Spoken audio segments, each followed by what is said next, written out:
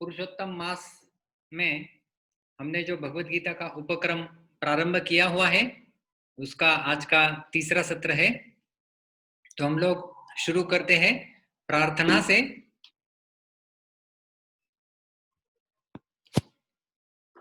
प्रपन्न पारिजाताय स्तोत्र वेत्रैकपाणये ज्ञानमुद्राय कृष्णाय गीतामृतदुहे नमः। ओम अज्ञानतिमिरान्धस्य ज्ञानाञ्जनशलाकया चक्षुरोन्मीलितं येन तस्मै श्रीगुरवे नमः। नमः ओम विष्णुपादाय कृष्णप्रेष्ठाय भूतले श्रीमते भक्ति वेदांत स्वामिन् इति नामिने। नमस्ते सारस्वते देवे गौरवाणी प्रचारिणे निर्विशेष शून्यवादी पाश्चात्य देशतारिणे। जय श्री कृष्ण चैतन्य प्रभु नित्यानंद श्री अद्वैत गदाधर श्रीवास आदि गौर भक्त वृंद। हरे कृष्ण कृष्ण कृष्ण हरे हरे हरे राम राम राम हरे हरे। हरे कृष्णा। तो सबका स्वागत हम लोग करना चाहेंगे। अभी हम अध्याय के पठन को प्रारंभ करते हैं। सब लोग साथ में बोलेंगे। अथ पंचदशोऽध्यायः। श्रीभगवान् उवाच ऊर्ध्वमूलम् अधः शाखम् अश्वत्थं प्राहुरव्ययम् छन्दांसि यस्य पर्णानि यस्तं वेद स वेदवित्। अधश्चोर्ध्वं प्रसृतास्तस्य शाखा गुणप्रवृद्धा विषयप्रवालाः अधश्च मूलान्यनुसन्ततानि कर्मानुबन्धीनि मनुष्यलोके।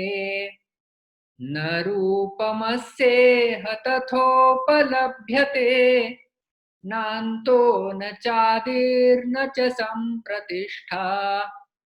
अश्वत्थमेनं सुविरूढमूलम् असङ्गशस्त्रेण दृढेन छित्त्वा ततः पदं तत्परिमार्गितव्यम् यस्मिन् गता न निवर्तन्ति भूयः। तमेव चाद्यं पुरुषं प्रपद्ये यतः प्रवृत्तिः प्रसृता पुराणी। निर्मानमोहाजितसङ्गदोषा अध्यात्मनित्या विनिवृत्तकामाः द्वन्द्वैर्विमुक्ता सुखदुःखसंज्ञैर्गच्छन्त्यमूढा पदमव्ययं तत्। न तद्भासयते सूर्यो न शशाङ्को न पावकः यद्गत्वा न निवर्तन्ते तद्धाम परमं मम। ममैवांशो जीवलोके जीवभूतः सनातनः। मनः षष्ठानीन्द्रियाणि प्रकृतिस्थानि कर्षति। शरीरं यद् अवाप्नोति यच्चाप्युत्क्रामतीश्वरः गृहीत्वैतानि संयाति वायुर्गन्धानि वाशयात्। श्रोत्रं चक्षुः स्पर्शनं च रसनं घ्राणमेव च अधिष्ठाय मनश्चायं विषयान् उपसेवते।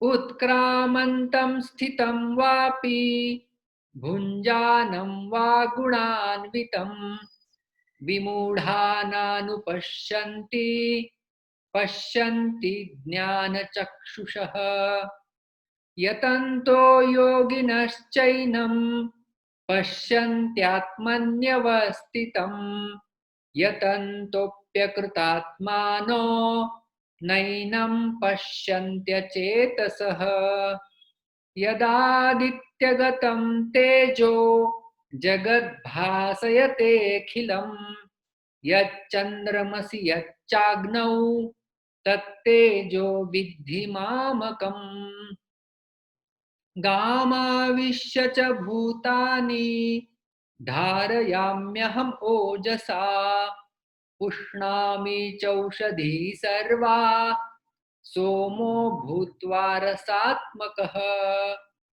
अहं वैश्वानरो भूत्वा प्राणिनां देहमाश्रितः प्राणापानसमायुक्तः पचाम्यन्नं चतुर्विधम् सर्वस्य चाहं हृदि सन्निविष्टो मत्तः स्मृतिर्ज्ञानम् अपोहनं च वेदैश्च सर्वैरहमेव वेद्यो वेदान्तकृत् वेदविदेव चाहम् द्वाविमौ पुरुषौ लोके क्षरश्चाक्षर एव च क्षरः सर्वाणि भूतानि कूटस्थोऽक्षर उच्यते उत्तमः पुरुषस्त्वन्य परमात्मेत्युदाहृतः यो लोकत्रयम् आविश्य बिभर्त्यव्यय ईश्वरः यस्मात्क्षरम् अतीतोऽहम् अक्षरादपि चोत्तमः अतोऽस्मि लोके वेदे च प्रथितः पुरुषोत्तमः यो माम् एवम् असम्मूढो जानाति पुरुषोत्तमम् स सर्वविद् भजति माम् सर्वभावेन भारत इति गुह्यतमं शास्त्रम् इदम् उक्तं मया नघ एतद् बुद्ध्वा बुद्धिमान् स्यात् कृतकृत्यश्च भारत ॐ तत्सदिति श्रीमद्भगवद्गीतासु उपनिषत्सु ब्रह्मविद्यायां योगशास्त्रे श्रीकृष्णार्जुन संवादे पुरुषोत्तमयोगो नाम पंचदशोऽध्यायः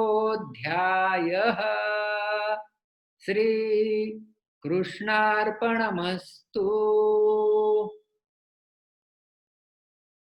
हरे कृष्णा। तो कुछ भक्तों का ऐसा सलाह था कि उच्चारण थोड़ा धीरे से होना चाहिए, तो आज हमने उसका प्रयास किया है।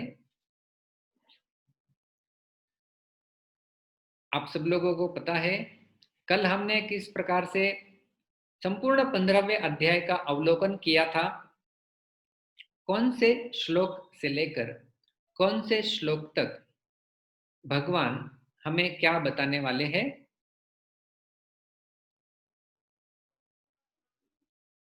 पहले से 5वें श्लोक तक ये संसार का अश्वत्थ वृक्ष के साथ तुलना की है और उससे अनासक्ति के उपाय भगवान बताएंगे। श्लोक 6 से 11 में जीव किस प्रकार से बंधन को प्राप्त होता है और उसका पुनर्जन्म का चक्र कैसे चलता है, इसके बारे में वर्णन आएगा। 12 से 15 तक भगवान किस प्रकार से जो जीव इस संसार में आया हुआ है उसका पालन करते हैं उसका वर्णन है। 16 से 18वें श्लोक में, जिसे त्रिश्लोकी गीता भी कहा जाता है, सारे वेदों का सार इन 3 श्लोकों में भगवान देने वाले हैं, जिसमें भगवान पुरुषोत्तम के रूप में प्रस्तुत होंगे। और 19 और 20 आखिरी 2 श्लोकों में पुरुषोत्तम भगवान को जानना मतलब सब कुछ जानना और उसका परिणाम क्या मिलेगा इसके बारे में जो है वो चर्चा की गई है। तो हमने छंदों का भी अवलोकन किया था कि किस प्रकार से आपने देखा होगा, जो पहला श्लोक हम बोलते हैं और उसके पश्चात दूसरे श्लोक से तुरंत छंद परिवर्तित हो जाता है।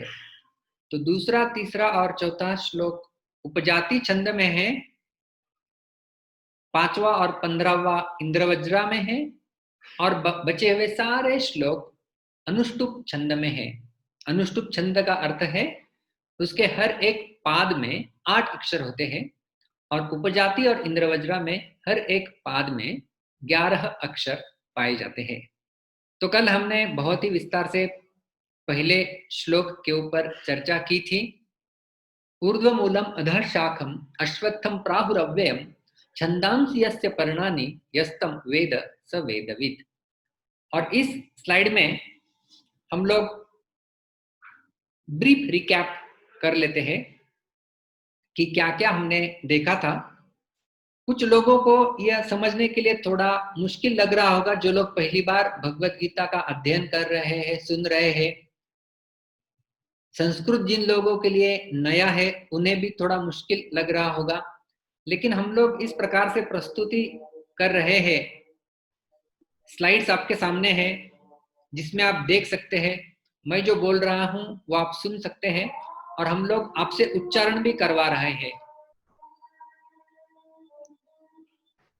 और जैसा हमने कहा कि एक्सरे तो देख लेते हैं, तो एक्सरे समझ में नहीं आता हमें, उसके लिए बताने के लिए डॉक्टर की आवश्यकता होती है। उसी प्रकार से भगवत गीता के इन श्लोकों को डिकोड करने के लिए, उनको अच्छे से समझने के लिए हमें आचार्यों द्वारा दी गई टीकाओं का सहारा लेना होता है। तो वो हम लेके पहले श्लोक को कल समझे थे। मेरा कर्सर आपको दिख रहा होगा, यहां से हमने प्रारंभ किया था। सह वेदवित, उस व्यक्ति को वेदों का जानकार मानना चाहिए। किस व्यक्ति को? यह तम वेद, जो उसको जानता है। उसको मतलब किसको जानता है? अश्वत्थम। एक अश्वत्थ ऐसा वृक्ष है जिसे वो जानता है। अभी इस वृक्ष की विशेषताएं क्या है? ऊर्ध्व मूलम, आपको याद होगा हमने कल देखा था, ऊर्ध्व मतलब ऊपर, अधः मतलब नीचे। ऊर्ध्व मूलम मतलब जिसके मूल, जिसकी जड़ें ऊपर है, और अधः शाखम जिसकी शाखाएं नीचे है। तो आप में से बहुत लोगों को यह समझने के लिए कठिनाई हुई होगी, क्योंकि ऐसा वृक्ष तो हम लोग कहीं देखते भी नहीं है, ये उल्टा प्रतीत होता है।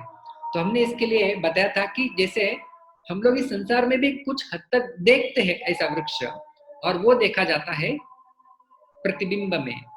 मानो जलाशय है, और जलाशय के तट के ऊपर यदि आम का वृक्ष है, तो जो आम के वृक्ष का प्रतिबिंब जल में दिखेगा वो बिल्कुल विपरीत, जिसे कहते हैं 180 डिग्री अपोजिट, विरुद्ध होगा। तो इसी प्रकार से आध्यात्मिक संसार और भौतिक संसार की तुलना यहाँ पे की थी हमने प्रतिबिंब के रूप में। आध्यात्मिक संसार चेतन वस्तुओं से बना हुआ है, भौतिक संसार जड़ वस्तुओं से बना होता है। तो ये ऊर्ध्वमूलम और अधः शाखम का अर्थ हमने समझा था। ऊर्ध्वमूलम इसके जड़ ऊपर है, इसका अर्थ है इसका सोर्स, इसके स्रोत ऊपर है, और वो स्रोत है भगवान। तो इसलिए जड़ें हो गई भगवान, और सारी शाखाएं नीचे है, इसका विस्तार नीचे फैला हुआ है।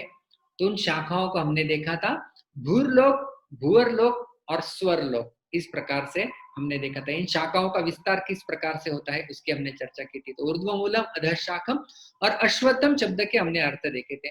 भगवान आम का वृक्ष भी बता सकते थे, ऐसा क्यों नहीं बताया? क्योंकि भगवान गीता के 10वें अध्याय में कहते हैं अश्वत्थ सर्व वृक्षाणाम, सारे वृक्षों में अश्वत्थ वृक्ष मैं हूं। तो एग्जाम्पल भी देना चाहिए तो बेस्ट देना चाहिए, इसलिए अश्वत्थ का प्रयोग, इस वृक्ष का प्रयोग भगवान करते हैं। और अश्वत्थ का संस्कृत में अर्थ हमने देखा था। संस्कृत में श्वः मतलब टुमारो, यह मतलब यस्टरडे, अद्य मतलब टुडे, अद्य, यह, श्वः, श्वः मतलब कल, टुमारो। तो अश्वत्थ जो कल तक भी नहीं टिकेगा उसे कहते हैं अश्वत्थ। तो ये भौतिक संसार का स्वरूप भी वैसा ही है, हमने देखा था। इस संसार में कुछ टिकता ही नहीं है। जैसा मैंने दुकान का उदाहरण दिया था, दुकान में आप कपड़ा खरीदने के लिए जाते हैं और दुकानदार को पूछते हैं कि इसकी कुछ गारंटी है। दुकानदार कहता है, अरे भाई आदमी की गारंटी नहीं है, आप कपड़े की क्या गारंटी मांग रहे हैं। तो किसी चीज की गारंटी संसार में नहीं है, इसलिए उसे अश्वत्थ कहते हैं। अव्ययम, अभी अव्ययम का शब्द का अर्थ है जिसका क्षरण नहीं होता, जो व्यय नहीं होता, जिसमें घटोतिया कमतरता नहीं होती, कम नहीं होता वो। तो क्यों ऐसा कहा गया है, हमने देखा था क्योंकि जन्म मृत्यु के चक्र में जीव फंसा हुआ है और ये चक्र की प्रवाहता, चक्र की निरंतरता इतनी है, इसके चलते देखो संसार अनित्य है, लेकिन जो जीव का बंधन है वो जीव के दृष्टिकोण से नित्य है, इसलिए इसे अव्यय कहा गया है। और हमने देखा था छंदांसी यस्य पर्णानि, क्या देखा था, छंदांसी मतलब वेद, सकाम कर्म के अनुष्ठान के घोषवाक्य जो वेद में दिए गए हैं वो इसके पत्तों के समान है। क्योंकि हम लोग देखते हैं वृक्ष पत्तों से ही आकर्षित लगता है, फला फूला जिसे कहते हैं, आकर्षक लगता है। तो ऐसे वैदिक अनुष्ठान कर्म कांडे वाले, आप ये करेंगे तो आपको ये प्राप्त हो जाएगा, ये करेंगे तो ये चीज मिल जाएगी आपको। तो इससे जीव का बंधन इस संसार में और गहरा हो जाता है। तो ये हमने पहला श्लोक देखा था और विस्तार से कल प्रश्नोत्तर भी किए थे। हमने पहले भी कहा था आपके मन में कोई प्रश्न है तो हम लोग आखिर में उसकी चर्चा करते हैं, हैंड रेज करके आपको प्रश्न पूछने की संधि दी जाएगी। आज हम लोग लेने वाले हैं हमारा दूसरा श्लोक। अधश्चोर्ध्वं प्रसृतास्तस्य शाखा गुण प्रवृद्धा विषय प्रवालाः अधश्च मूलान्यनुसन्ततानि कर्मानुबंधीनि मनुष्यलोके। बहुत ही सुंदर उपजाति छंद का ये श्लोक, इसको गाते गाते ही आपको आनंद आएगा। आपने अनुभव किया होगा जब हमने कल पहला श्लोक विस्तार से समझ लिया तो आपके ओटो में वो शब्द बस गए होंगे और पूरा पठन जब किया तो पहले श्लोक का पठन आपको आसान गया होगा, है कि नहीं। ऊर्ध्वमूलम अधः शाकम अभी हमें सब पता चल गया है, तो उसका उच्चारण और पठन करना भी आसान हो जाता है। तो उसी प्रकार से हम लोग आज दूसरा श्लोक लेने वाले हैं। दूसरे श्लोक तक जाने से पहले, जैसे आपने फूलों की माला देखी होगी, हर एक जो फूलों की माला होती है तो उसमें जो फूल पिरोए जाते हैं, एक फूल के बाद दूसरा फूल, दूसरे फूल के बाद तीसरा फूल, तो उनका एक क्रम होता है। तो उसी प्रकार से भगवत गीता के हर एक श्लोकों का क्रम है। पहले श्लोक के बाद दूसरा श्लोक क्यों आता है और दूसरे के बाद तीसरा क्यों आता है, ऐसा भगवान ने क्यों इसके बाद ये कहा, इसके पीछे बहुत बड़ा विज्ञान होता है। तो हम लोगों ने पहले श्लोक में देखा एक ऐसा वृक्ष है जिसकी जड़ें ऊपर है, शाखाएं नीचे है और छंदांसी यस्य पर्णानि, वैदिक सकाम कर्म के जो नियम है वो उसके पत्ते हैं। तो अर्जुन के मन में शंका आ गई, आपने मूल के बारे में बता दिया यानी जड़, आपने उसका तना, तना भी हमने देखा था ब्रह्मा जी है, उसके बारे में आपने बता दिया, आपने पत्तों के बारे में बता दिया, लेकिन आपने शाखाओं के बारे में नहीं बताया। तो भगवान अंतर्यामी अर्जुन के मन का प्रश्न जान गए कि ये शाखाओं के बारे में जानना चाहते हैं, तो इसलिए भगवान ने ये दूसरा श्लोक कहा जो शाखाओं का वर्णन करता है। आप देख रहे हैं यहाँ पे शाखा। तो अभी हम लोग देखते हैं, यह है पिछले श्लोक से संबंध क्या है। 15वें अध्याय का पहले श्लोक में भगवान ने कहा था, क्या किया था, संसार रूपी अश्वत्थ वृक्ष, उसके मूल, उसका तना और उसके पत्ते, इनका विस्तार से वर्णन किया गया। और दूसरे श्लोक में अभी उसी वृक्ष की अन्य शाखाओं का वर्णन यहाँ पे किया जाएगा। तो हमारा नियम है, अभी हम लोग सबसे पहले उस श्लोक के अलग अलग पद को लिखेंगे और उनका संधि क्या है उसको देखेंगे। इसमें मुझे एक वॉलंटियर की आवश्यकता है, ऊपर वैसे के वैसा श्लोक लिखा गया है। दूसरा श्लोक, वॉलंटियर की आवश्यकता इसलिए है और ऐसे वॉलंटियर चाहिए जिनके बैकग्राउंड में, जैसे मैं बोल रहा हूँ आपको स्पष्ट सुनाई दे रहा है, वैसे उनके बैकग्राउंड में बाकी कुछ आवाज नहीं चल रहा है, और जो मैं शब्द बोलता हूँ वो मेरे पीछे बोलेंगे, तो कोई हाथ ऊपर करेगा तो मैं उनको वॉलंटियर के रूप में चूज करता हूँ। और यहाँ पे क्षमा करना, मैं जो नाम यहाँ पे दिखते हैं उसी नाम को मैं उच्चारण करता हूँ, फर्स्ट नेम मैं लेता नहीं है। प्रियंका बी करके है, उनका पहले हाथ ऊपर है। आप अपने आप को अनम्यूट कर सकते हैं।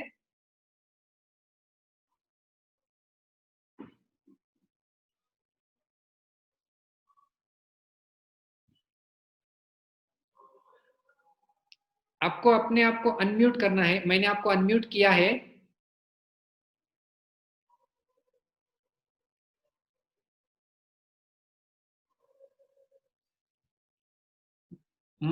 मनोज राजपूत जी, आपको मैंने अनम्यूट किया है।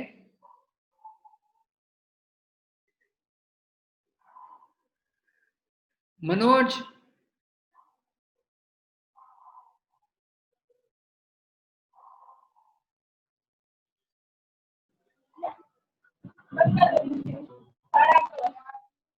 मंजू, मंजू राजपूत जी।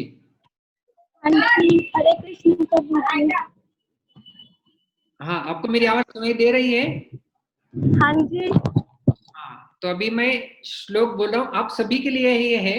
मैं एक शब्द बोलूंगा, आप सबको मेरे पीछे बोलना है, लेकिन मुझे पता होना चाहिए कोई तो मेरे पीछे बोल रहा है, इसलिए मैंने एक व्यक्ति को चुना हुआ है। तो आपको सभी को बोलना है। ऊपर काले अक्षर में श्लोक दिया है, उसका पद विभाग और संधि नीचे लाल अक्षर में है। मेरा कर्सर भी वहां पर मैं लेके जाता हूं और वहां पर हम लोग पढ़ेंगे। पढ़ना है अधः।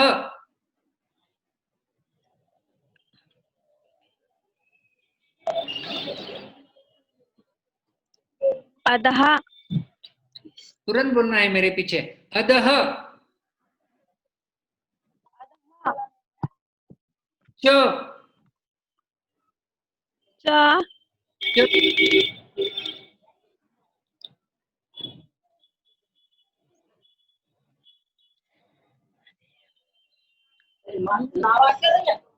ऊर्ध्वम, ऊर्ध्वम, ऊर्ध्वम।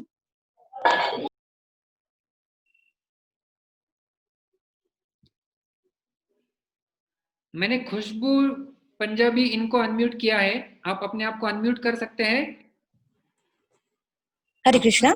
मेरी आवाज सुनाई दे रही है? यस प्रभु जी, हरे कृष्णा। तो आपको मेरे पीछे बोलना है। सबसे पूर्व से हम लोग शुरू करेंगे। अधः, अधः, अधः, अधः, च च च च ऊर्ध्वम, ऊर्ध्वम, ऊर्ध्वम, ऊर्ध्वम, प्रसृताः, प्रसृताः, प्रसृताः, प्रसृताः, तस्य, तस्य, तस्य। तस्य। सब लोगों को बोलना ही याद रखिए, ये एक प्रतिनिधि के रूप में एक माता जी यहाँ पे आई हुई है। शाखाः, शाखाः, शाखाः, शाखाः, गुणप्रवृद्धाः, गुणप्रवृत्ताः, गुणप्रवृद्धाः, गुणप्रवृद्धाः, विषयप्रवालाः, विषयं प्रवालाः, विषयप्रवालाः, विषयप्रवालाः।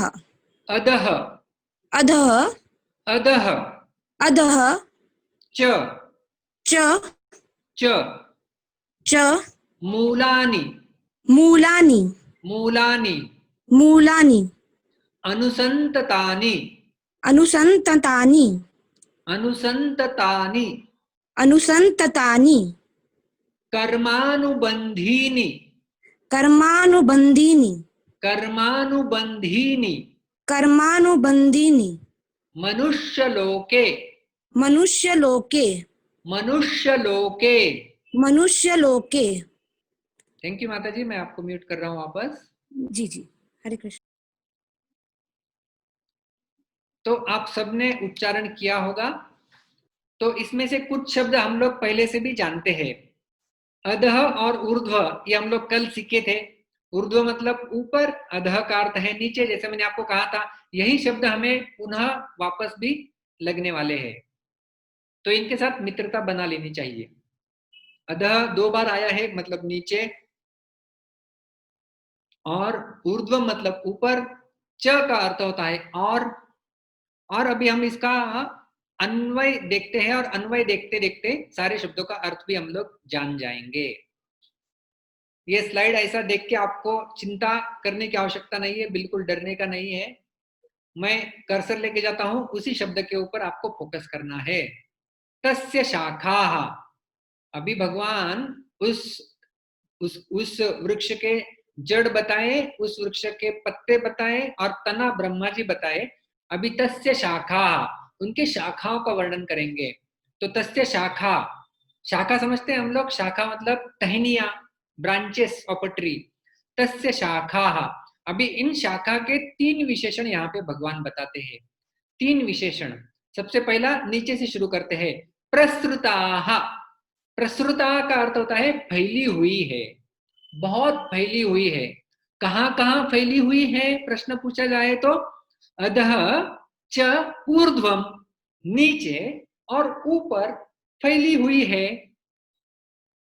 प्रसृताः, फैली हुई है। अगला शब्द है विषय प्रवालाः। विषय प्रवालाः, इसकी चर्चा हम आगे करेंगे, स्लाइड दिखा के उसका चित्र भी दिखा देंगे, और तब हमें समझ में आएगा। और पहला है गुण प्रवृद्धाः। गुण प्रवृद्धाः, तो ये शाखा के लिए 3 शब्दों का प्रयोग किया गया। गुण प्रवृद्धाः, विषय प्रवालाः और प्रसृताः। प्रसृता का अर्थ मैंने पहले ही बता दिया, फैली हुई है। अधः च ऊर्ध्वम, नीचे और ऊपर फैली हुई है। और तस्य मूलानि, अब ये मूल थोड़ा अलग है। पहला जो ऊर्ध्व मूलम था वो वाला मूल नहीं है, ये अलग मूल है। ये यहाँ पर मूल का अर्थ होता है कारण। तो तस्य मूलानि, अभी शाखाएं हैं तो शाखाओं का वर्णन हो रहा है, तो शाखाओं के कारण क्या है उगने के, बढ़ने के, ये बताया गया है। अधः च अनुसंततानि, इसका भी हम लोग वर्णन आगे देखेंगे। और कर्माणि बंधीनि मनुष्य लोके, इसका भी वर्णन हम लोग आगे देखते हैं। तो चर्चा प्रारंभ करते हैं धीरे धीरे। सबसे पहले हम लोग देखते हैं तस्य शाखाः अधः च ऊर्ध्वम प्रसृताः। आप मेरे हैंड मूवमेंट देखिए। तस्य शाखाः अधः च ऊर्ध्वम प्रसृताः। तो अभी वो जो ऊर्ध्वमूलम वाला वृक्ष है, ये पहले श्लोक से हमें समझ में आ गया। आप मेरे कर्सर की तरफ देखिए। अभी यहाँ पर हमने दिखाया था कि ये उल्टा वृक्ष है, ऊर्ध्वमूलम अधः शाखम, सही है। इसकी जड़ें ऊपर है, जड़ें तो दिखाई नहीं देती है, और नीचे तना है। ये ब्रह्मा जी समझ लेने का। यहाँ पे भगवान रहेंगे जो इसके मूल है, इसके बाद ब्रह्मा जी है, इसके बाद ये सारे लोक है। अभी कैसे हम लोग देखते हैं, शाखाओं का वर्णन हो रहा है। अभी इसकी शाखाएं जो है ये ऊपर और नीचे, नीचे मतलब यहाँ पे नीचे। अभी आप यहाँ देखिए, अधः, अधः मतलब नीचे भी फैली हुई शाखाएं दिखेगी आपको, और ऊर्ध्वम, ऊर्ध्वम मतलब अभी ये ऊपर की तरफ भी जा रही है, दिखाई दे रहा है आपको। तो ये शाखाएं पूरी। प्रसृताः शब्द आपको दिखता है, प्रसृताः, यहाँ पर प्रसृता मतलब इतनी फैली हुई है, सब फैली हुई है। कहाँ कहाँ फैली हुई है, नीचे भी फैली हुई है अधः, और ऊपर भी फैली हुई है ऊर्ध्वम। तो अधः का अर्थ क्या हुआ, नीचे फैली हुई है, मतलब अलग अलग योनियों में मनुष्य। यहाँ पर अभी आप उदाहरण देखिए, अधः मतलब कहाँ कहाँ फैली हुई है, मनुष्य है, पशु है, पक्षी है, वृक्ष है, ये सब है। ये अधः मतलब नीचे वाले लोकों में रहने वाले पशु पक्षी मनुष्य हो गए। और ऊर्ध्वम, ऊपर कौन कौन रहता है, देवता, गंधर्व, सिद्ध, विद्याधर, चारणस, ऐसे एलिवेटेड लोग, उच्च उच्च लोग यहाँ पे रहते हैं, ऊंचे लोग वाले। जैसे स्वर्ग, देवता लोग स्वर्ग लोक में रहते हैं, तो स्वर्ग ऊंचे लोक में रहने वाले देवता गण, गंधर्व गण, ये सब ऊंचे लोक में रहते हैं। और मनुष्य, जो पशु पक्षी तिर्यक योनि प्राणियां जो हम सब देखते हैं, वृक्ष आदि, ये सब अधः में आते हैं। तो आपको अभी समझ में आ गया जिस वृक्ष का, अब ये संसार रूपी वृक्ष है, बरोबर है? तो ये संसार वृक्ष है, तो संसार वृक्ष में जो जो आएगा वो सब यहाँ पर बैठना चाहिए। इस संसार में जो भी हम लोग देखते हैं वो सब इसी वृक्ष के बीच में आ जाएगा। तो इसमें अधः और ऊर्ध्व, अधः मतलब नीचे में मनुष्य पशु पक्षी वृक्ष, ऊर्ध्व में देवता गंधर्व सिद्ध विद्याधर चारणाथ, ये सब ऊपर के लोक में आएंगे।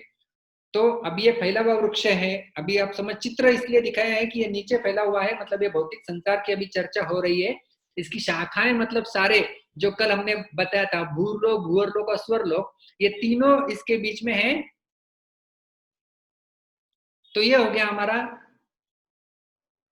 श्लोक की पहली पंक्ति। तस्य शाखाः अधः च ऊर्ध्वं प्रसृताः, इतनी फैली हुई है।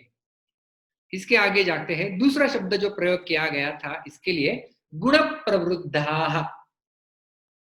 जिस प्रकार से आप इस तस्वीर में देख सकते हैं, एक वृक्ष को जब पौधा होता है और उसे बड़ा होने के लिए जब उसे पानी जब हम लोग देते हैं तब ये वृक्ष बड़ा होता है आगे चल के, है कि नहीं? तो उसे जल देना होता है तो वो उस वृक्ष का पोषण होता है। तो ये जो अभी हम लोग संसार वृक्ष देख रहे हैं, ये तो भौतिक संसार का देख लिया हमने, जल डाल दो तो वो बढ़ जाएगा, लेकिन एक भौतिक संसार का भी वृक्ष बता दिया। तो ऐसा कौन सा जल है जो इसकी शाखाओं को इतना इतना इतना फैलाता है, बढ़ाता है? तो ये जल भी उतना पावरफुल होना चाहिए। तो ये जल है प्रकृति के 3 गुण, इसलिए उसे कहा गया है गुण प्रवृद्धाः। वृद्धा समझते हैं आप? वृद्धा, वृद्ध शब्द समझ सब लोग जानते हैं। वृद्ध मतलब कोई बूढ़ा व्यक्ति, हम लोग उसे कहते हैं वृद्ध। तो यहाँ पे वृद्ध मतलब बड़ा हुआ, बढ़ रहा है। तो जो बहुत बड़े हुए हैं उन्हें हम लोग वृद्ध कहते हैं। तो ऐसा वृक्ष है जो वृद्ध, जो बढ़ता है, और केवल बढ़ता मतलब थोड़ा सा नहीं बढ़ता है, प्रवृद्धा मतलब प्रकृष्ट रूपेण वृद्धा, बहुत बहुत बढ़ता है। किसके द्वारा? गुण प्रवृद्धा। तो इसलिए यहाँ पे नीचे पंक्ति आप देख सकते हैं, गुण रूपी जल से इसकी शाखाएं बढ़ती है। तो ये प्रकृति के 3 गुण हैं जिन्हें हम लोग, क्योंकि कल ही मैंने बताया कि हम लोग 15वें अध्याय में सीधा आए हैं, इसलिए हमें थोड़ा सा पिछला बैकग्राउंड होना चाहिए। तो 14वां अध्याय जिसका शीर्षक ही है गुणत्रय विभाग योग, 3 गुणों के बारे में भगवान कृष्ण ने विस्तार से चर्चा की है। तो ये 3 गुण कौन से हैं प्रकृति के? सत्व गुण, रजोगुण और तमोगुण, ये है 3 गुण। तो इन 3 गुणों का प्राथमिक ज्ञान होना आवश्यक है सभी को। नहीं होगा तो मैं 1 मिनट में आपको दे देता हूं। आप सभी को रामायण से 3 चरित्र पता होंगे, रावण, उसका भाई कुंभकर्ण और उसका भाई विभीषण। तो कुंभकर्ण आपको पता है 6 महीने सोते रहते थे, और जब इंद्रजीत मारा गया, युद्ध हो रहा था, तो सारे ढोल नगारे बजा के उसको उठाया गया था। अपने रामायण सीरियल में देखा होगा। तो हमेशा सोता रहता था। तो कुंभकर्ण उदाहरण है तमोगुण का। रावण, उसने सीता का हरण कर लिया था। कुबेर उसके भाई थे, उनको भी हरा के युद्ध में उन्होंने सारा सोना उससे जीत लिया था और सोने की लंका बनाई थी। तो मुझे और चाहिए, ये दिल मांगे मोर, ये है रजोगुण। रावण उसका प्रतिनिधित्व करते हैं। और तीसरा है विभीषण, जो कि इस लंका में होने के बावजूद प्रभावित नहीं हुए और भगवान श्री राम को शरणागत होने के लिए उत्सुक थे। ये सत्वगुण के प्रतिनिधित्व करते हैं। तो एक ही परिवार में 3 गुणों से बाधित 3 व्यक्तियों को हमने देखा, सत्वगुण, रजोगुण और तमोगुण। अभी आपको समझ में आ गया होगा ये गुण प्रवृद्धाः शब्द क्या होता है। तो ये जो प्रकृति के 3 गुण है, सब कुछ 3 गुणों में आता है। सुबह का समय सत्वगुण में होता है, दोपहर का रजोगुण में होता है, और शाम और रात का समय तमोगुण में होता है। प्राणी भी 3 गुणों में पाए जाते हैं। जैसे गाय आदि आप देखेंगे जानवर तो वो सत्वगुण में होते हैं, शेर देखेंगे तो रजोगुण में होते हैं, और बाकी भालू आदि देखेंगे तो वो तमोगुण के होते हैं। वृक्ष भी 3 गुण में होते हैं। आम का वृक्ष सत्वगुण में होता है, आंवले का वृक्ष सत्वगुण का है, और फिर कई ऐसे वृक्ष होते हैं जिनके फल इतने अच्छे नहीं होते हैं, वो रजोगुण के वृक्ष माने जाते हैं। और जैसे काटेरी वृक्ष, जैसे बेर या जैसे होते ना काटेरी वृक्ष, बाभूळ मराठीमध्ये ज्याला म्हणतात, बबूल, तो ये जो है तमोगुणी वृक्ष है। तो इस प्रकार से सारी सृष्टि में सत्व रज और तम हम लोग देखने ही वाले हैं। तो ये जो 3 गुण है प्रकृति के, ये इन शाखाओं को जल देते हैं और इसको बढ़ाते हैं। अभी मैं आपको भगवत गीता के एक श्लोक सुनाऊंगा जिसमें बताया गया है कि इन 3 गुणों के कारण ही व्यक्ति अलग अलग योनियों में जन्म प्राप्त करता है। गीता के 13वें अध्याय के 22वें श्लोक में भगवान बताते हैं अर्जुन को, पुरुषः प्रकृतिस्थो हि भुंक्ते प्रकृतिजान् गुणान् कारणं गुणसंगोस्य सत् असत् योनि जन्मसु। आप आखिरी 2 पंक्तियों पे ध्यान दे सकते हैं। कारणम गुण संगोस्य, अभी देखिए यहां पर भी गुण शब्द आया हुआ है। गुण संगोस्य, संग का अर्थ है संग, बोलते ना संग, एकत्रित आना। कारणम गुण संगोस्य, गुण संग मतलब गुणों के साथ संग करने के बाद पुरुष मतलब उस व्यक्ति का क्या होता है, सद असत योनि जन्मसु। सत मतलब ऊर्ध्व ऊर्ध्व गति, असत मतलब अधः गति, योनि जन्मसु, इन योनियों में जन्म मिलता है। तो सत्वगुण रजोगुण और तमोगुण, इन 3 गुणों के कारण व्यक्ति ऊर्ध्वलोक में जन्म लेगा या अधोलोक में जन्म लेगा, यह निर्धारित करेगा। और इसी का उदाहरण और हमें बताया गया है भगवत गीता के 14वें अध्याय के 18वें श्लोक में। ऊर्ध्वं गच्छन्ति सत्त्वस्था मध्ये तिष्ठन्ति राजसाः जगन्यगुण प्रवृत्तिस्था अधो गच्छन्ति तामसाः। बहुत सुंदर और आसान श्लोक है। कल के शब्द भी आप समझ लेंगे तो आपको समझ में आ जाएगा। अभी 3 गुण हमने देखा था, अभी ये 3 गुण के लोग तीनों गति कैसे प्राप्त करते हैं इसका यहाँ पे वर्णन है। ऊर्ध्वं गच्छन्ति सत्त्वस्था, जो लोग सत्वगुण में स्थित हैं उनकी गति होगी ऊर्ध्व, मतलब ये देह को त्याग करने के पश्चात वो ऊंचे गति को प्राप्त करेंगे। मध्ये तिष्ठन्ति राजसाः, जो रजोगुण में है वो मध्य में ही निवास करेंगे इस संसार रूपी वृक्ष के। और जघन्य गुण वृत्तिस्था, जघन्य मतलब बिल्कुल गंदी गुण के साथ, मतलब तमोगुण यहाँ पे बताया गया है। अधो गच्छन्ति तामसाः, तो जो तमोगुण में रहेंगे वो अधो गच्छन्ति, अधः समझ में आ गया है आपको, गच्छन्ति मतलब जाना, अधो गच्छन्ति मतलब नीचे की ओर जाएंगे। ऊर्ध्वं गच्छन्ति सत्वस्था, मध्ये तिष्ठन्ति राजसाः, अधो गच्छन्ति तामसाः। तो इस प्रकार से हम समझ सकते हैं। तो ये जो वृक्ष है प्रसृताः तस्य शाखा, इसकी शाखाएं फैली हुई है।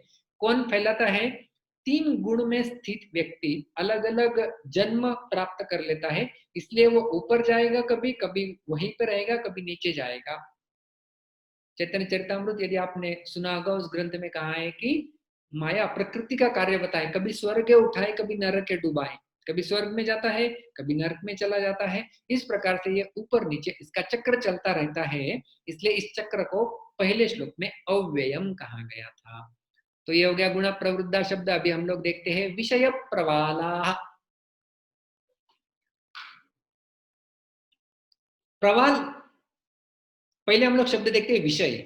विषय आप सब लोगों ने तो सुना होगा। विषय, विषय क्या है, विषय विषय बाय द वे ये सब्जेक्ट नहीं है, कौन से विषय का आप अभ्यास कर रहे हैं वो नहीं है ये विषय। ये विषय है विषय वस्तु का चिंतन।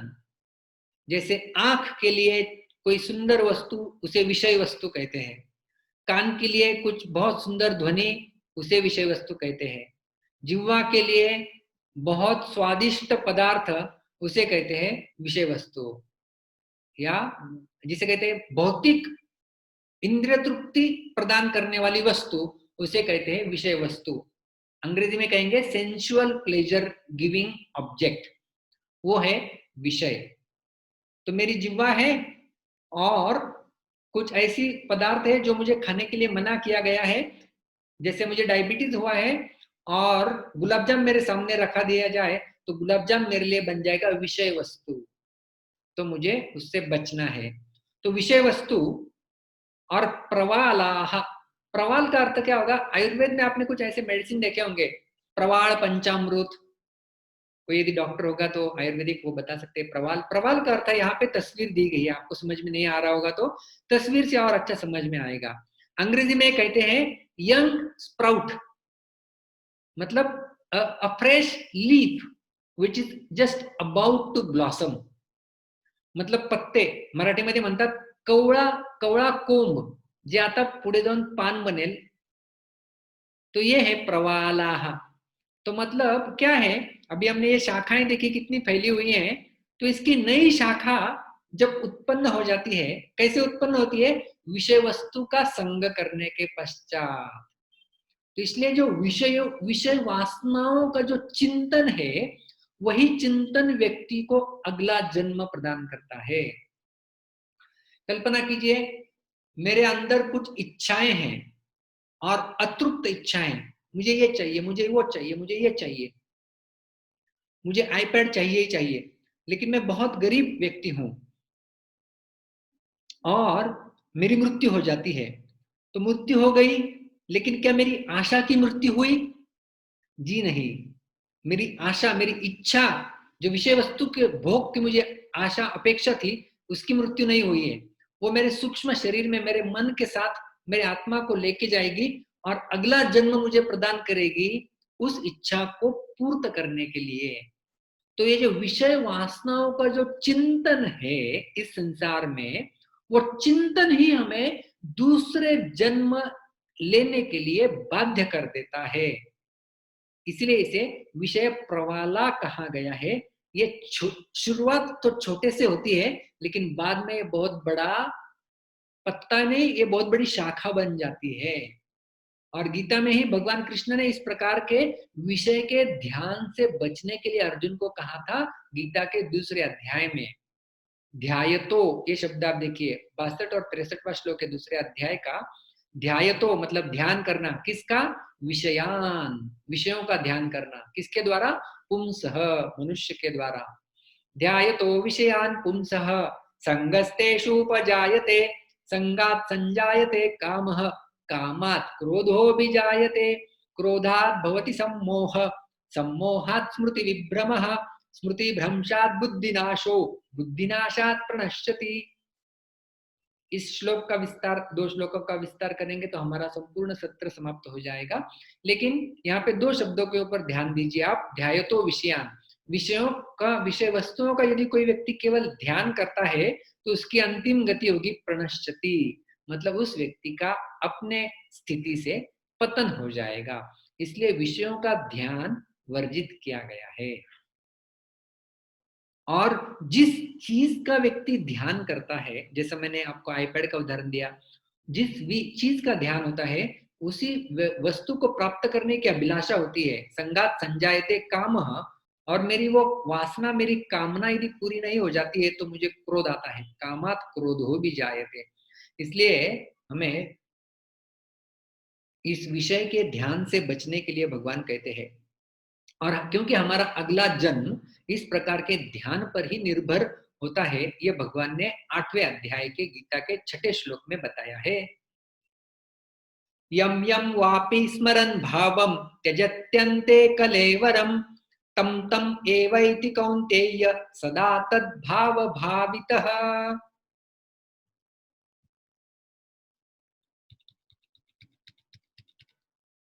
तो ये है यहाँ पर श्लोक, सदा तद्भाव भावितः। यम यम वापि स्मरन् भावम त्यजन्त्यन्ते कलेवरम, त्यजंती अंते, अंते मतलब अंतिम समय में, जीवन के अंतिम समय में, कलेवरम का अर्थ है शरीर। जीवन के अंतिम समय में जिस जिस यम यम जिस जिस भाव को स्मरण स्मरण करते हुए शरीर त्यागते समय जिस भाव को हम लोग चिंतन करते हैं, स्मरण करते हैं, तम तम एवैति कौन्तेय सदा तद भाव भाविता, उसी भाव को हम लोग प्राप्त करते हैं। श्रीमद् भागवत के पंचम स्कंद में आप लोगों ने कथा सुनी होगी, जैसे भरत महाराज थे, तो वो एक सब कुछ राजकारभार छोड़ के जंगल में गए थे, तपस्या किए कर रहे थे। बीच में एक हरिण आ गया, बहुत बड़ी कथा है लेकिन मैं छोटी करके बता रहा हूँ। वो हिरण के प्रति आसक्त हो गए और जब वो हिरण उनसे चला गया, वो हिरण सोचते सोचते सोचते उनकी देहांत हो गई। अगले जन्म में वो खुद जाके हिरण बन गए। तो मतलब वो, अभी आप इसकी तरफ देखिए, इस वृक्ष की तरफ देखिए, भरत महाराज कहीं तो कौन सी इस शाखा में होंगे, लेकिन अगला जन्म उन्हें कौन सा मिला, हिरण का मिला, मतलब वो नीचे की शाखा में चले गए। तो ऐसे नीचे चले गए, फिर और कुछ होता था और नीचे चले जाते थे। तो ऐसे ऊपर नीचे व्यक्ति का चक्र चलता ही रहता है। किसके, कौन जल दे रहा है इसे, गुण प्रवाला, गुण प्रवृद्धा, गुण से प्रवृद्ध होकर जल दे रहे हैं। और इसकी शुरुआत कहाँ से हो रही है, विषयों के चिंतन से, जो छोटा छोटा है, इसलिए विषय प्रवाला। तो शाखा के बारे में हमें 3 चीजें समझ में आ गई। अधः च ऊर्ध्वं प्रसृताः तस्य शाखा गुण प्रवृद्धाः विषय प्रवालाः। अभी हम लोग अगला स्लाइड देखते हैं। अधश्च मूलान्यनुसंततानि, अभी कहा गया है कि ये जो शाखाएं हैं, इनका भी एक मूल, अध का अर्थ है नीचे, मतलब नीचे भी एक कारण है। अभी ये जो मूल यहाँ पर बताया गया है, मूलानी, इस मूल को आप ऊर्ध्व मूल के साथ तुलना मत कीजिए, क्योंकि ये मूल यहाँ पे अर्थ लिया गया है कारण के रूप में। जैसे बोलते हैं ना, इसका जड़ क्या है, आप हमें बताइए इसकी जड़ कहाँ है, जड़ कहाँ है। जैसे हम मुझे बीमारी हो गई है और मैं डॉक्टर को पूछता हूँ इसकी जड़ कहाँ है, बताइए मुझे, जड़ से निकालनी है मुझे बीमारी। तो जड़ से निकालनी है मतलब हम लोग वृक्ष की जड़ के बारे में बात नहीं कर रहे हैं, बात कर रहे हैं इसका कारण क्या है। इसलिए यहाँ पर मूल का अर्थ होता है कारण। अधश्च मूला निरुसंततानी, अभी तनोती मराठीमध्ये म्हणतात, ऐकलं असेल तुम्ही, रबर ताणताय है ना, रबर ताणताय, अंग्रेजी में कहते हैं टेनासिटी, समझ में आ रहा है। ताणता मतलब बढ़ाता है, संततानी मतलब और बढ़ाता है, बढ़ाता है, अनुसंततानी और बढ़ाता है, और बढ़ाता है। तो इसका जो कारण है और बढ़ता है और इस वृक्ष को और बढ़ाता है, तो तस्य मूलानी, तो इसका जो कारण है, ये 3 कारण यहाँ पे बताए गए हैं। तादात्म्य पहला, दूसरा है ममता और तीसरा है कामना। तादात्म्य का अर्थ है मैं ये शरीर हूं, आई एम दिस बॉडी, अपने आप को उस वस्तु के साथ एक रूप कर लेना। कल्पना कीजिए आप मर्सिडीज बेंज कार लेके जा रहे हैं और आपके सामने एक रिक्शा वाला धीरे से जा रहा है, तो आप कहते हैं ए रिक्शा बाजू हट, तो आप रिक्शा वाले को रिक्शा कह रहे हैं, ए रिक्शा बाजू हट, मतलब आप अपने आप को मर्सिडीज बेंज मान रहे हैं और उस व्यक्ति और रिक्शा को मिक्स करके रिक्शा बोल रहे हैं। तो यह है तादात्म्य, अपने आप को उस वस्तु के साथ एकत्रित मान लेना। वैसे वह हमारा स्वरूप आत्मा है, भगवान का अंश है, आगे भी आएगा, दूसरे अध्याय में भी इसका वर्णन आ चुका है। लेकिन हमें इतना समझना चाहिए कि हमारा स्वरूप आध्यात्मिक है और ये शरीर भौतिक है, ये संसार का अंग है। जो आत्मा है वो भगवान का अंश है, ये शरीर इस प्रकृति का, इस संसार का अंश है, दोनों अलग अलग है। दोनों को एक मानना वो है तादात्म्य। दूसरा है ममता, जो भी सब कुछ इस शरीर से संबंधित है वो सब कुछ मेरा, असनम में वसनम में जाया में सब कुछ मेरा है, ये मेरा, ये मेरा, ये मेरा, सब कुछ अपना मान लेना, वो है ममता। और तीसरा है कामना, मतलब इंद्रिय तृप्ति की कामना, मुझे कुछ विषय वस्तुएं चाहिए अपने इंद्रियों को संतुष्ट करने के लिए। वो है कामना। जैसे अतृप्त इच्छाएं, इनको कहते हैं कामना। श्रील प्रभुपाद जी कहा करते थे, इस्कॉन के संस्थापक आचार्य, आपके मन में यदि मरते समय केवल एक गुलाब जाम खाने की भी अभिलाषा रही, अतृप्त इच्छा रही, तो आपको अगला जन्म मिलेगा जिसमें आपको ढेर सारे गुलाब जाम खाने के लिए मिलेंगे। कोई व्यक्ति है जिसको अपना अंग प्रदर्शन करने की बहुत सारी आदत लगी हुई है, अगले जन्म में उस व्यक्ति को वृक्ष की या प्राणी की योनि मिलेगी। प्राणी मतलब बन जाओ कुत्ता, बिल्कुल नग्न अवस्था में घूमते रहो, कुछ वस्त्र पहनने की आवश्यकता नहीं है। तो इस प्रकार से अलग अलग कामनाएं हमें, जो जो इन वृक्षों, इसकी जो शाखाएं हैं, इसकी अनुसंततानी मतलब इनको बढ़ने के कारण बनते हैं, इसलिए इसे तस्य मूलानी कहा गया है। तो तीन चीज इन शाखाओं के बढ़ने के कारण है। एक है तादात्म्य, मैं और शरीर एक हूं। दूसरा, इसके लिए इसके संबंधित जो भी चीज है वो मेरी है, ममता। और तीसरा है जो चीजें मेरे पास नहीं है उनकी अभिलाषा, उनकी कामना, यह है कामना। अभी हम लोग आगे चलते हैं। कर्मानुबंधीनी मनुष्य लोके। लोके मतलब लोक तो समझ में आ गया आपको, लोक मनुष्य लोके, ऐसे लोक में जहां पे मनुष्य निवास करते हैं। कर्मानुबंधीनी मतलब कर्म को बांधने वाली। तो अभी हमें समझना होगा कि यहां पर देखिए, यह है भोग योनि, सबसे नीची पशु योनि और सबसे ऊपर होती है देव योनि, देवता योनि। ये दोनों भोग योनियां हैं। और केवल मनुष्य है जिसको कर्म योनि कहा जाता है। मैं स्पष्ट करता हूं थोड़ा। भोग योनि का अर्थ होता है उस योनि में जो जन्म लिए हुए व्यक्ति है, उन्हें कर्म के नियम लागू नहीं होते।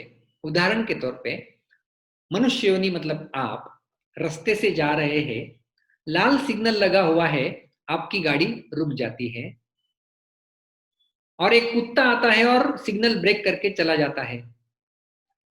तो पुलिस हवलदार सिटी पर जाके कुत्ते को नहीं रोकेगा, क्योंकि कुत्ते के लिए सिग्नल के नियम नहीं है, केवल मनुष्यों के लिए है जो वाहन चला रहे हैं। उसी प्रकार से ऊपर वाला जो विमान जाएगा, वायुयान यदि आकाश से उड़ रहा है, तो लाल सिग्नल पे उसका विमान भी नहीं रुकेगा, वो भी चलता जाएगा। अभी वो विमान रुक गया तो एक्सीडेंट हो जाएगा नीचे, तो विमान भी नहीं रुकेगा, कुत्ता भी नहीं रुकेगा। तो मैंने बता दिया भोग योनि है, तो पशु योनि और देवता योनि। नीचे वाला कुत्ता, उसे भी नियम नहीं है सिग्नल के, और ऊपर से जाने वाला जो एरोप्लेन है उसे भी नियम नहीं है। नियम किसको है? केवल जो रास्ते से चल रहा है वाहन चालक। उसी प्रकार से जो पशु योनि होती है वो अपने पिछले कर्मों के द्वारा पशु बने हैं, अगले नए कर्म नहीं करते हैं, वो केवल पिछले कर्मों का भोग लेते हैं। उसी प्रकार से देवता योनि भी जो है वो पिछले कर्मों का भोग लेती है, नए कर्म वहां पर तैयार नहीं होते हैं। तो नए कर्म तैयार होते हैं कहां पर? केवल मनुष्यों की योनि में। इसलिए नए पाप पुण्य करने का तथा पाप पुण्य से रहित होकर मुक्त होने का अवसर केवल और केवल मनुष्य शरीर में ही मिलता है। इसलिए मनुष्य शरीर को ट्रेन जंक्शन के समान माना जाता है। जैसे ट्रेन जंक्शन होता है ना, ट्रेन जंक्शन, ट्रेन कहां भी जा सकती है, अप डायरेक्शन, डाउन डायरेक्शन, कहां पर भी जा सकती है ट्रेन। उसी प्रकार से मनुष्य योनि से व्यक्ति पशु योनि में भी जा सकता है, देवता योनि में भी जा सकता है और मनुष्य भी बन सकता है। या फिर जैसा अगले श्लोक में वर्णन आएगा, इसी अध्याय के चौथे और पांचवें श्लोक में, वह व्यक्ति इस सारे चक्कर से छूटकर जो मूल था, आदि मूल, ऊर्ध्व मूलम वाला मूल परमेश्वर, वहां तक भी जा सकता है। वह अवसर केवल मनुष्यों को प्राप्त हो सकता है। तो हमें हमारे कर्म इस प्रकार से करने चाहिए जो बंधन कारक नहीं हो, जो हमारे उद्धार का कारण बने, न कि बंधन का, ऐसे कर्मों को हमने चुनना है। और ऐसे कर्म शास्त्रों के आधार पे किए जाते हैं। इसलिए गीता का अगला अध्याय 16वां, उसके आखिरी श्लोक में भगवान कहते हैं, तस्मात् शास्त्रम प्रमाणं ते कार्याकार्य व्यवस्थितौ ज्ञात्वा शास्त्र विधानोक्तम कर्म कर्तुम इहार्हसि। कृष्ण कहते हैं, तस्मात् शास्त्रम प्रमाणं ते, इसलिए शास्त्रों को प्रमाण मानते हुए कार्य अकार्य व्यवस्थितौ, क्या करना चाहिए और क्या नहीं करना चाहिए इसे अच्छे से जानो। ज्ञात्वा शास्त्र विधानोक्तम कर्म कर्तुम इहार्हसि, शास्त्रों के विधानों को अच्छे से जानकर इस संसार में तुम जीवन यापन करो। इसलिए हमें ऐसे कर्म करने के लिए कहा गया है मनुष्य योनि में, जिसमें कर्मों के नियम लागू होते हैं। इस प्रकार के कर्म करो जो बंधन नहीं करे, अपितु हमारा उद्धार करे। इसलिए गीता के तीसरे अध्याय के 9वें श्लोक में भगवान ने कहा था, यज्ञार्थात् कर्मणोऽन्यत्र लोकोऽयं कर्म बंधनः तदर्थं कर्म कौन्तेय मुक्त संगः समाचर। यज्ञार्थात् कर्मणो अन्यत्र लोकोऽयं कर्म बंधनः, यज्ञ के लिए कर्म करो। यज्ञो वै विष्णु, यज्ञ का अर्थ होता है विष्णु भगवान, या जिसे कहते हैं sacrifice, in the mood off sacrifice, do your work in the mood off sacrifice, या भगवान के प्रत्यर्थ अपने कर्म करो। अन्यत्र लोकोयम कर्म बंधनः, नहीं तो तुम्हारे कर्म तुम्हारे बंधन का कारण बनेंगे। और फिर किसके लिए कर्म करना है, तदर्थम कर्म कौन्तेय, उस मूल के लिए, उस भगवान के प्रत्यर्थ कर्म करो है कौन्तेय अर्जुन, जिससे क्या होगा, मुक्त संग समाचर, जिससे तुम्हारे मुक्ति का द्वार खुल जाएगा। तो इसलिए हम देख रहे हैं कि कर्मानुबंधीनी मनुष्य लोके, इस मनुष्य लोक में ही केवल कर्म का नियम होता है। और जो कर्म हम करते हैं वो हमारे बंधन के लिए होते हैं, फिर वो पुण्य कर्म भी क्यों ना हो या पाप कर्म भी क्यों ना हो। पुण्य कर्म करेंगे तो स्वर्ग में जाएंगे, लेकिन क्षीणे पुण्य मर्त्य लोकम विशंति, गीता 9वें अध्याय का 21वां श्लोक, पुण्य करके स्वर्ग में जाएंगे, स्वर्ग का उपभोग लेके पुनः मनुष्य लोक में आना होगा।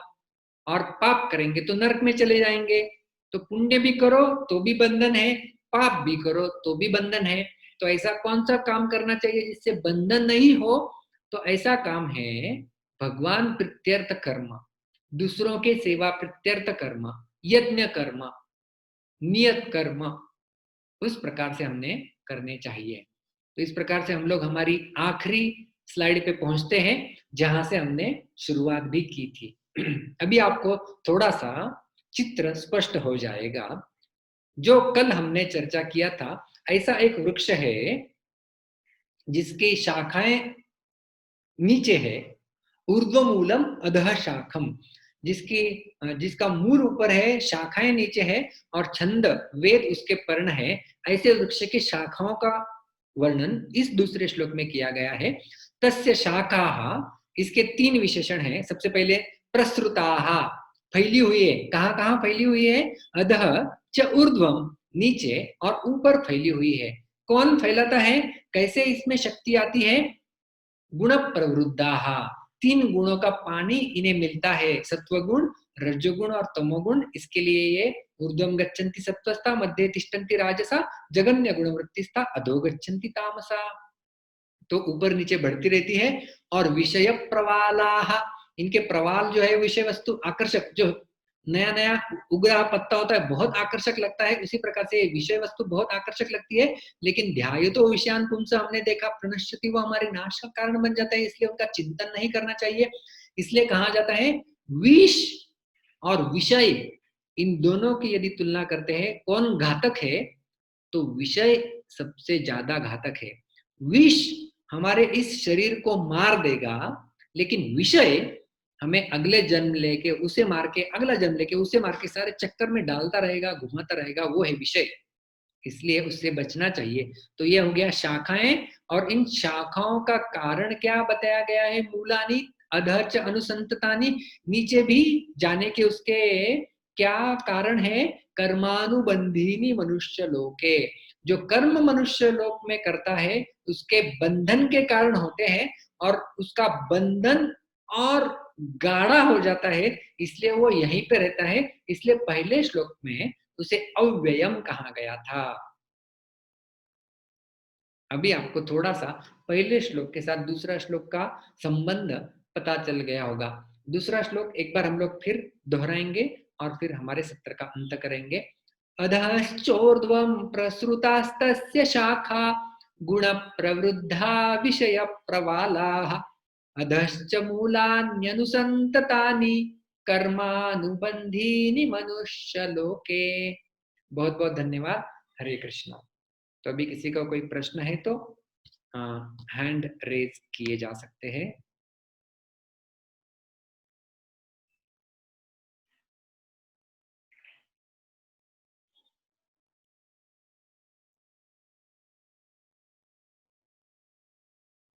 तेजस जोशी को मैं अनम्यूट किया हुआ है, आप पूछ सकते हैं। तेजस जोशी जी प्रभु प्रणाम।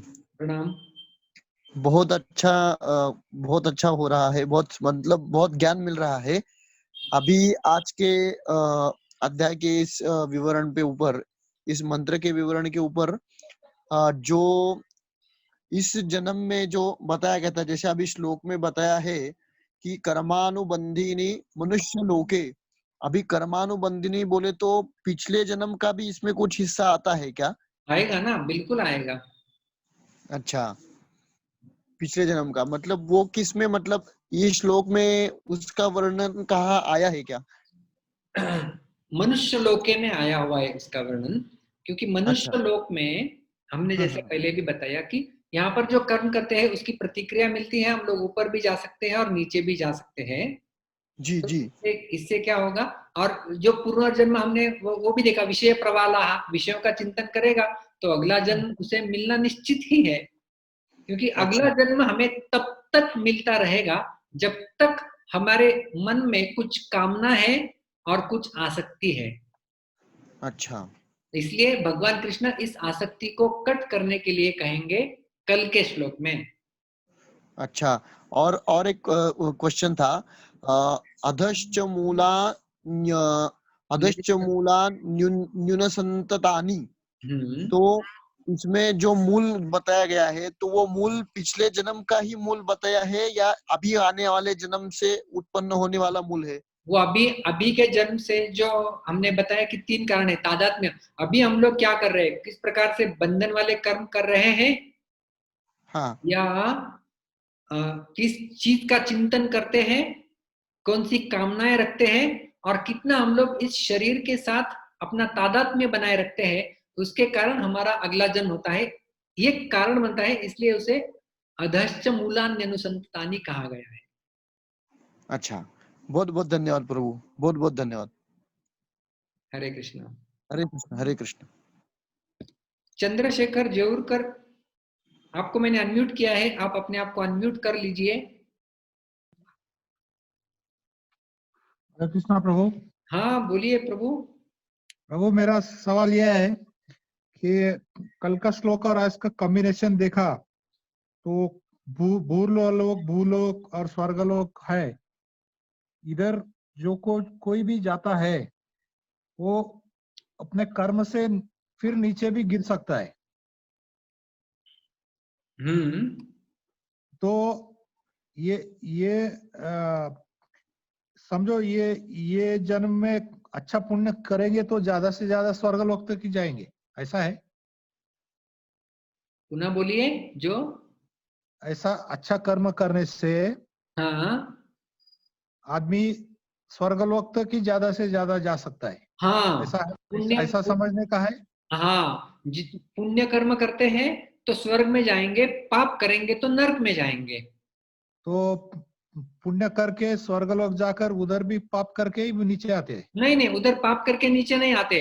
जैसे मैंने एक पहले दिन उदाहरण दिया था, आपको यदि मैं 1 लाख रुपए दूं और आपको हाँ। कहूं कि आप जहां जाना है, जहां की सैर करना है, जिस होटल में जाके जितना चाहिए उतना खा के वापस आना है, आपके जब 1 लाख रुपए खत्म हो जाएंगे आप वहां से वापस आ जाएंगे, राइट? तो उसी प्रकार हाँ। से उन पुण्यों का बैंक बैलेंस बढ़ गया, स्वर्ग में चले गए। इसलिए गीता के 9वें अध्याय के 21वें श्लोक में भगवान कृष्ण कहते हैं, वो कहते हैं कि तेतम भुक्त्वा स्वर्गलोकम विशालम क्षीणे पुण्य मर्त्यलोकम विशंति। तो जो पुण्य था वो ऊपर लेके गया आपको, पुण्य खत्म हो गया, उसके बाद वापस आप नीचे मनुष्य लोक में आएंगे।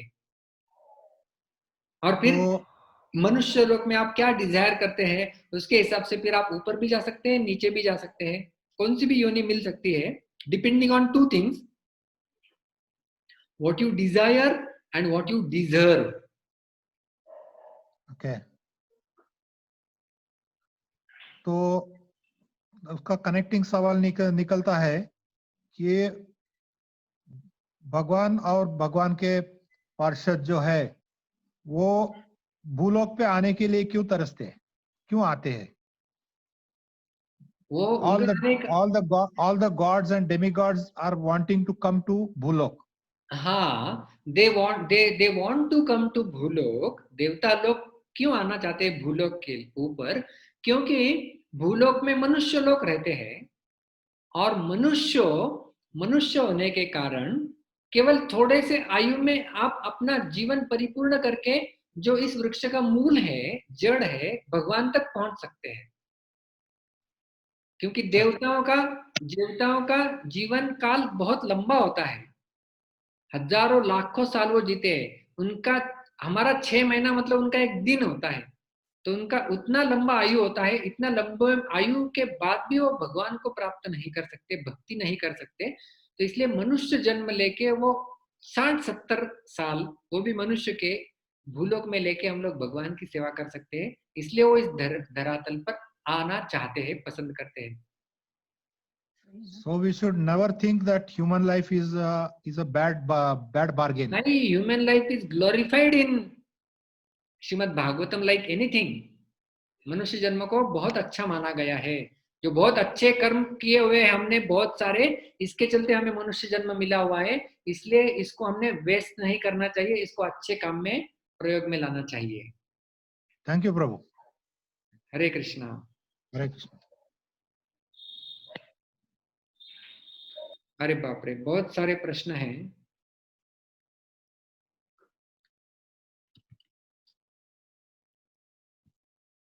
अविनाश वाघ, मैंने आपको अनम्यूट किया है, आप अनम्यूट कर सकते हैं अपने आप को। हरे कृष्णा प्रभु, दंडवत प्रणाम। हाँ हरे कृष्णा, पूछिए।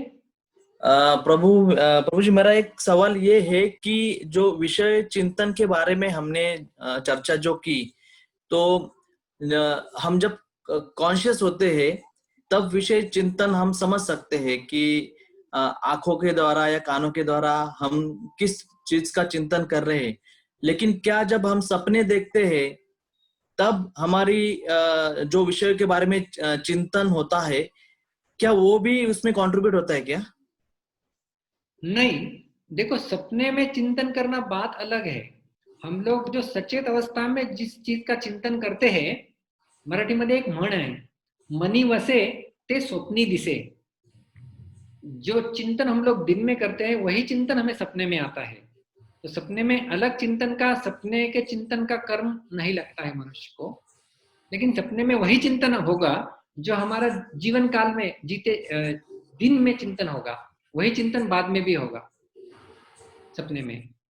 इसलिए उस सपने के चिंतन का फल की आप चिंता मत कीजिए। धन्यवाद प्रभु जी, धन्यवाद। हरे कृष्ण। हरे कृष्णा। पुनीता माता जी, आपको अनम्यूट किया है। पुनीता जी है? हाँ, हरे कृष्ण प्रभु जी। हरे कृष्णा, बोलिए। प्रभु जी, आपने दंडवत प्रणाम प्रभु जी। वो जो पहले आपने बोला था ना कि श्लोक नंबर 1 से 5 में संसार का वर्णन है, हाँ, 6 में जीवन का पुनर्जन्मन का है, 12 से 18 में भगवान पालन करता है, और 19 और 20 में क्या बोला था प्रभु जी आपने? 19 और 20 में मैं आपको दिखा देता हूँ। आपको वैसे हमने कल भी भेजा था, आज भी भेजेंगे वापस ये स्लाइड। पुरुषोत्तम भगवान को जानने का अर्थ क्या होता है? जी प्रभु जी, हाँ समझ में आ गया प्रभु जी, वो लिखना रह गया था ना इसलिए। अच्छा अच्छा। हेमांगी प्रधान माता जी, आपको अनम्यूट किया है मैंने। थैंक यू प्रभु जी। हेमांगी प्रधान माता जी।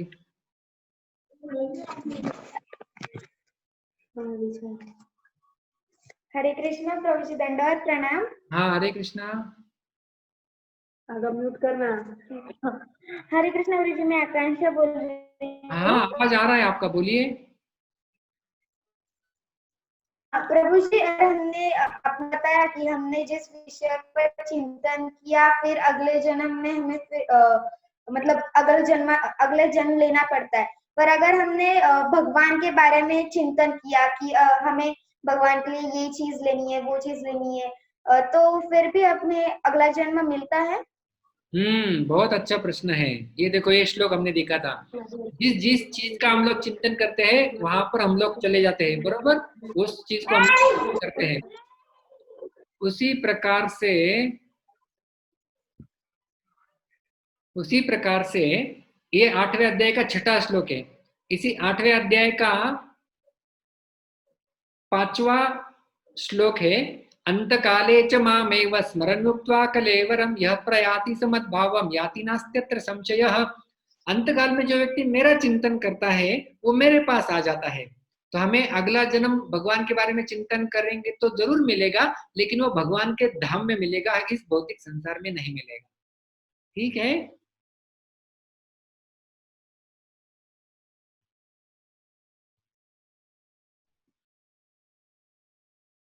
स्वाति पाटिल, अनम्यूट किया है मैंने आपको। हरे कृष्ण प्रभू, दंडवत प्रणाम। हरे कृष्णा। प्रभूजी, जर आपण मरताना अनकॉन्शियस स्टेज मध्ये असणार तर मग आपली गती कशी काय होणार? मरताना जर आपण अनकॉन्शियस स्टेट मध्ये असेल तर आपली गती काय होईल? मरताना अनकॉन्शियस स्टेट मध्ये जेव्हा व्यक्ती असतो, जसं मी म्हटलं की त्या व्यक्तीच्या, कुठल्या पण व्यक्तीची गती 2 गोष्टींवर अवलंबून असते। एक आहे त्याच्या इच्छा आणि दुसरी आहे त्याचे कर्म। पूर्ण जीवनभरामध्ये कुठल्या कुठल्या प्रकारचे त्याने कर्म केलेले आहे त्यानुसार, आणि शरीराचा त्याग करताना जरी तो सचित असेल किंवा जरी तो सचेत नसेल, तरी पण त्यांनी जे कर्मांची पोटली एकत्रित केलेली आहे त्याच्या आधारे त्याला पुढचा जन्म दिला जाईल। आणि जर तो असा व्यक्ती भगवंतांचं चिंतन त्याने जीवन कालपर्यंत केलेला असेल, तर असं भगवंत म्हणतात की मी त्या व्यक्तीचं चिंतन करेल आणि त्याला पुन्हा माझ्याकडे आणेल। Okay Prabhu, thank you Prabhu. Hare Krishna. Hare doctor Krishna Kumar ji, मैंने आपको अनम्यूट किया है, आप पूछ सकते हैं। डॉक्टर कृष्ण कुमार।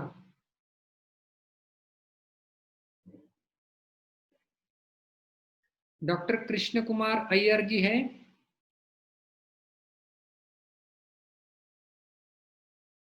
तब तक मैं शिल्पा नवाठ, कौन है उनको अनम्यूट किया है, आप अनम्यूट कर लीजिए अपने आप को।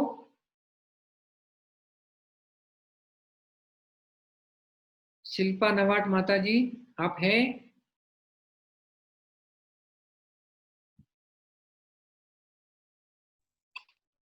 हाँ प्रभु जी, मी त्यांचा मुलगा बोलतोय।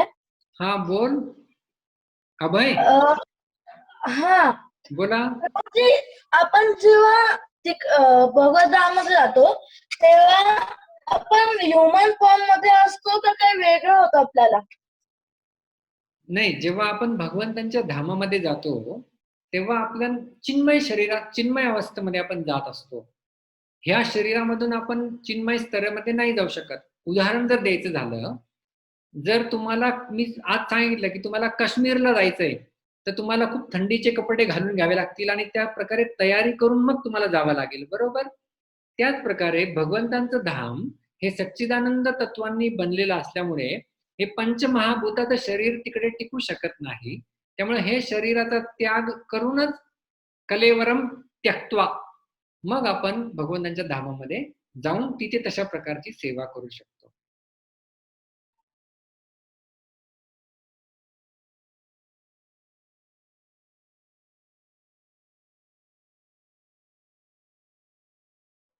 सुमुखी गोपिका माता जी, आप अनम्यूट करेंगे अपने आप को?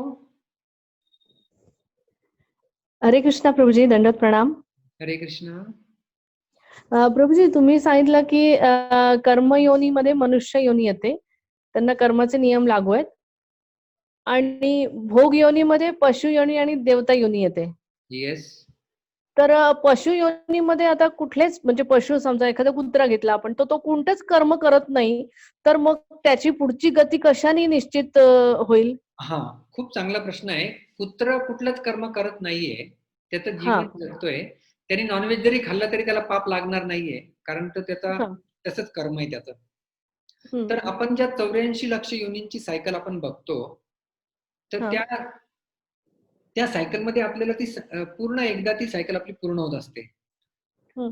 तर त्यामुळे मनुष्य अशा प्रकारे जर कर्म करून ग्लाइड डाऊन झाला, म्हणजे खालच्या योनीमध्ये चालला गेला, की त्यानंतर त्याला ते पूर्ण जेवढे सायकल आहे तेवढे पूर्ण करून नंतर त्याला मनुष्य जन्म पुन्हा मिळेल. आणि मग जर ह्याचा पण त्याने जर पुन्हा चांगला उपयोग नाही केला, तर मग परत त्याला ह्या 84 लक्ष मध्ये ते म्हणजे ऑटो मोड मध्ये तो चालला जातो. मग त्याचं काहीच कॉन्ट्रीब्युशन नाहीये. त्याचं काहीच कॉन्ट्रीब्युशन नाही. जे मागचं चालत आलेलं ते ऑटो मोड मध्ये चालला जातो. पण लक्षात घ्या, मनुष्य जसं आपण म्हणतो की जर मी एक खून केला या जगामध्ये तर मला एकदाच फाशी दिली जाईल. पण जर मी 10 खून केले तरी पण मला एकदाच फाशी दिली जाईल. पण प्रकृतीचे नियम तसे नाहीयेत. प्रकृतीचे नियम मला 10 वेळा वेगवेगळे जन्म देऊन मला तिथे त्या प्रकारची सजा मिळणार आहे. तर त्यामुळे ते जो चक्र आहे ते एवढं डायनॅमिक आहे. त्यामुळे कृष्णाने गीतेमध्ये 4थ्या अध्यायात म्हटलंय, कर्मणा गहनो गतीही, की कर्मांची गती समजणं खूप गहन आहे. त्यामुळे ते थोडं अवघड आहे समजायला. पण आपण एवढं समजू शकतो की तो ऑटो मोड मध्ये जाऊन सायकल पूर्ण करेल आणि मग कुठल्या पापांची प्रतिक्रिया त्याला कुठे कुठे कशी मिळेल ते गरुड पुराणामध्ये काही प्रमाणामध्ये सांगितलं आहे, त्यानुसार त्याला मिळेल. मग उच्च योनीमध्ये त्याला जर जायचं असेल तर त्याचा मालक जर त्याच्यासाठी चांगलं कर्म करत असेल तर मग तो जाऊ शकतो का? त्यांनी जर तेवढ्या प्रकारे चांगलं पुण्य कर्म अर्जित केलं तर मग तो स्वर्गापर्यंत जाऊ शकतो. अच्छा, मग अशा वेळेस ते हे तुटून जातं का सर्कल, त्याचं जे नाही, सर्कलमध्ये देवता आहे पण सर्कलमध्येच आहे. कारण ते भौतिक संसार मधलं सर्कल आहे. आ ब्रह्म भुवना लोका पुनरावर्तीन अर्जुन, गीता 8वा अध्याय 16वा श्लोक.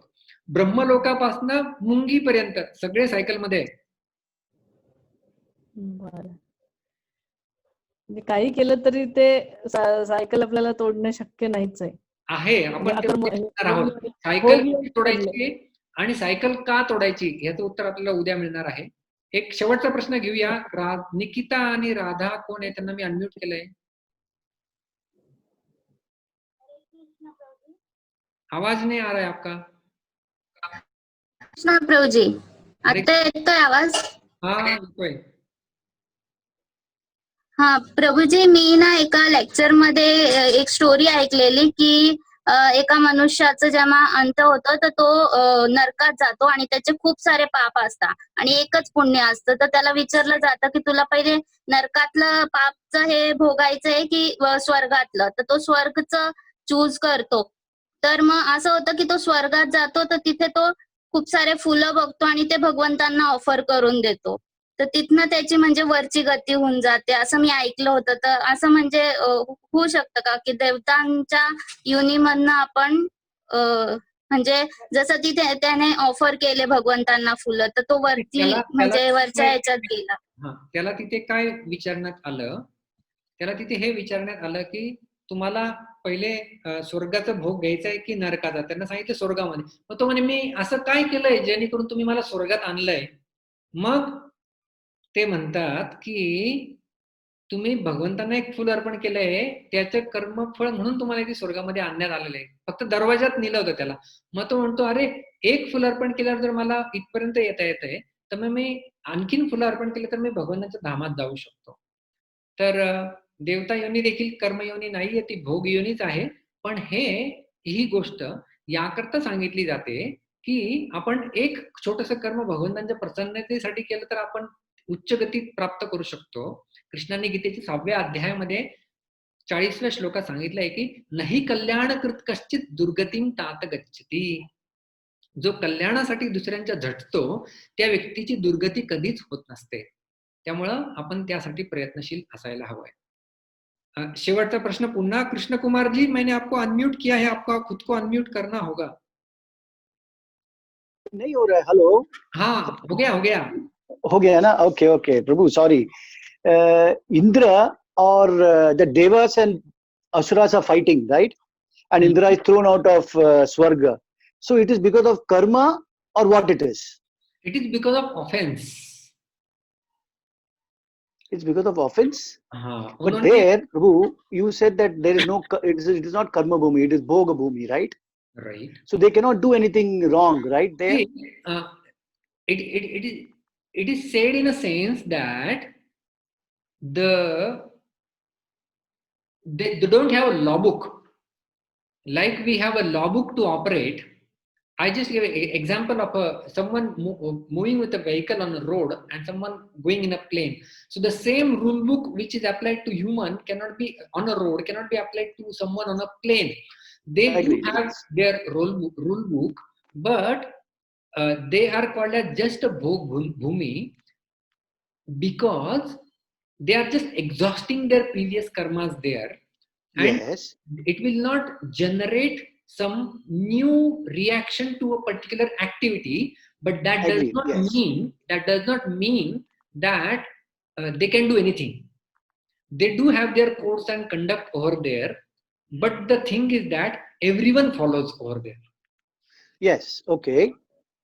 So it is as good as saying that everyone follows. It means there is nothing, and there are very few incidences happening wherein they are committing some offense or something like that, and it specifically happened. You must have seen it in case with Indra only. आपने कभी दूसरा किसी देवता के बारे में नहीं सुना होगा. एक हाथ दूसरा थोड़ा नहीं, we heard about Manigriv and Nalaguver. Manigriv and Nalaguver. बुध देवता के बारे में. Narad Muni was Upabarna. He fell down as Shudrani son. Yeah.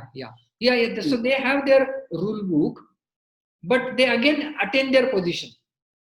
No, but what I am saying is, if it is Bhog Bhumi, how they are being punished for something which they are supposed to enjoy? See, Karma Bhumi means you get reaction to your karma. The activity. Yes, agree. Reaction to your activity in the next life also. It is carried forward. But in case of Devatas, they are so fortunate that they get the reaction immediately. They don't have to wait for piling so that the reaction will take place at particular time. Immediately they'll get a reaction and immediately they'll come back to their position of service. Okay, then in subsequent question, उसको correct करने के लिए थोड़ा सा कुछ किया जाता है, बाद में वापस ठीक हो जाता है और वो काम करता है अपना अपना. उसी प्रकार से देवताओं को एक करेक्टिंग मैकेनिज्म बोल सकते हैं उसको. Okay, Prabhu, in pursuant to this question, asuras are considered to be higher than the ghosts are considered to be higher than human beings. The Chanaraj, Kinnaras, Yakshas, and Devas are considered to be even the asuras are considered to be higher, right? Right. So their loka, which is lower planetary system, is also Swarga. Yes. So that is also Bhoga Bhumi, Prabhu. Yes. So why are we? So Manushya is more bad than asuras, no? In one sense, asuras are in the level of devatas, one shreni below the devatas. Don't consider them in the category of devatas. Asuras are those who are exactly opposed to the mentality of the devatas. They are higher in terms of facilities. Yeah, but why are they getting the facilities? Only if they have done good karma will they get facilities, no? Only in terms of facilities they are higher. Yes. So they might have done good karma. So what they have done in their previous lives that we are unaware of. Like Ravana, who was a demoniac fellow, but he attained that position, one through force, and second maybe because of his previous karma. I think we will discuss. I know other people may get very. Yeah. Maybe we can discuss. So we can discuss it privately. Thank you so much, Prabhu. It was a very wonderful class. Thank you so much. Hari Bol. Hare Krishna. So we will end here. It's already late. बहुत बहुत धन्यवाद। हरे कृष्णा। मिलेंगे कल ठीक शाम को 8 बजे Gita recitation के साथ। और भगवान अभी बोलने वाले हैं, ये सब वृक्ष को बारे में तो बोल दिया, लेकिन इसका प्रयोजन क्या है बताने का, इसके बारे में अभी आपको जानने की अभिलाषा और उत्कंठा है, तो बने रहिए। मिलेंगे कल ठीक शाम को 8 बजे। बहुत बहुत धन्यवाद। हरे कृष्णा। ग्रंथराज श्रीमद् भगवद गीता की जय, श्रील प्रभुपाद की जय।